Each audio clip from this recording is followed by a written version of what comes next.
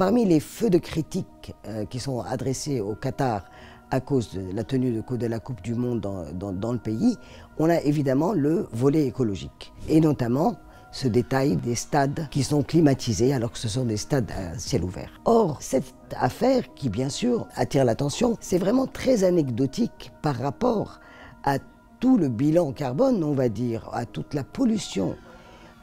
causée par cette Coupe du Monde, notamment par les colossaux chantiers qu'il a fallu mener depuis 10 ans, aussi bien pour la construction des stades que pour toutes les autres infrastructures qui ont été mises en place à l'occasion de cette Coupe du Monde.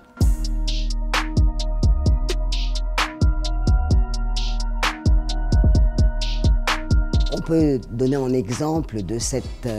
contradiction ou même de cette sorte d'approche naïve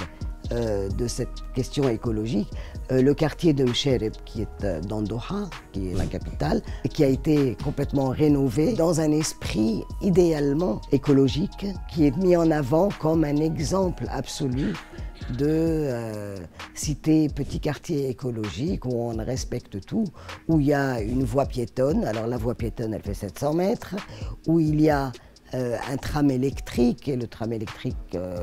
il est pratiquement vide. Et à côté de ça, ce même quartier est traversé par des artères où passent des 4x4 énormes. C'est vraiment l'exemple de l'inadaptation de la vue qu'ils ont, les Qataris,